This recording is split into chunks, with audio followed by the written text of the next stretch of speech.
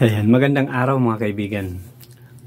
Panuorin natin at bigyan natin ng opinion reaction itong mga hugot ni Senador Soto na barado kay Senador Marcolita. Humuhugot pa yung ating tigulang na senador. Panuorin natin, guys.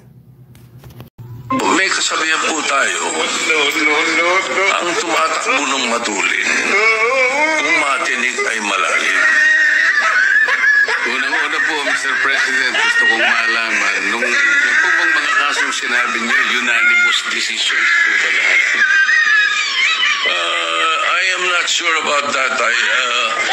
But one thing I can say is that if there is a mistake, You tried it. unanimous decision could become a unanimous mistake.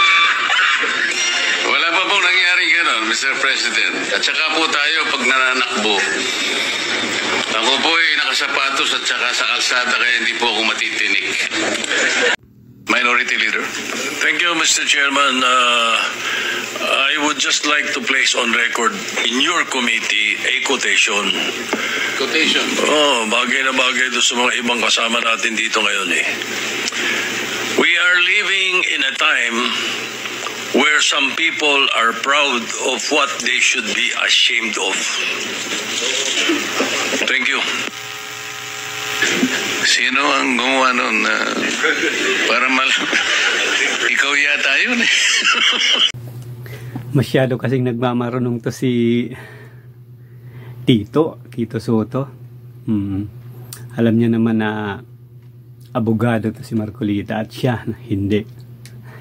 Ayan, supalpal ka tuloy.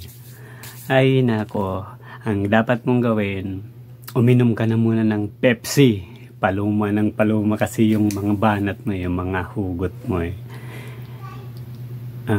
Kaya balik ka na lang sa Itbulaga. Ayan, maraming salamat guys sa panonood po ninyo. Please follow and share naman po guys. Maraming salamat.